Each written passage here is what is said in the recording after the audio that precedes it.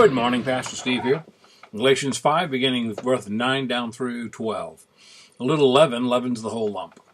I have confidence in you, through the Lord, that you will be none otherwise minded, but he that troubles you shall bear his judgment, whoever he be. And I, brethren, if I yet preach circumcision, why do I yet suffer persecution? Then is the offense of the cross ceased. Would they were even cut off, which trouble you. Paul uses strong language here. He's saying that the false teachers, the leaven, is infecting the whole body. He sort of remands them to the vengeance of God. He also says he believes that the Galatians can withstand the falsehood, and says, don't give in to the divisive legalism. I got confidence in you, he says. There's verse 12, he says, the person who wants to compel you to be circumcised, I wish he were, the word means amputated, in a very personal sort of way. He is not going easy on the false teachers. Not at all. We live in a day when false teachers are everywhere. 2 Peter 2:1 says there were false prophets among the people as there will be false teachers among you. Look, among you. I'm not talking about some new age guru on TV. He's talking about members of the body of Christ.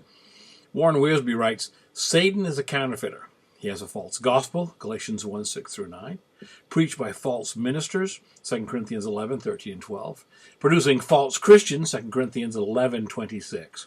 Satan plants his counterfeits wherever God plants true believers, Matthew 13:38.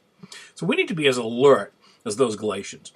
We need to know the real so as not to be swayed by the false. Now read the Bible for yourself, study it and know it. The false teacher wants you to believe that you need to adhere to his or her rules to really be saved. In order to discern the fake, you have to know the real. Paul was convinced that they knew the real. In my first church, I remember people kind of pressuring me to, in Sunday school, have a cults class. I said, okay, we'll start next week. And they came, and for 5 Sundays, I taught them the basic 5 fundamentals of the faith. I taught them how to know about the virgin birth and about the death, burial, and resurrection of Jesus Christ and who Jesus was, his divinity. They said, but we want a cults class. I said, you just learn this first. Then, Sunday number 6, I trotted out someone who was knocking on their door. And I said, okay, this guy's knocking on your door and he's saying this. How do you respond? And they went, oh. You see, they got it because they had learned the real. They could recognize the false. You ponder that, Pastor Steve.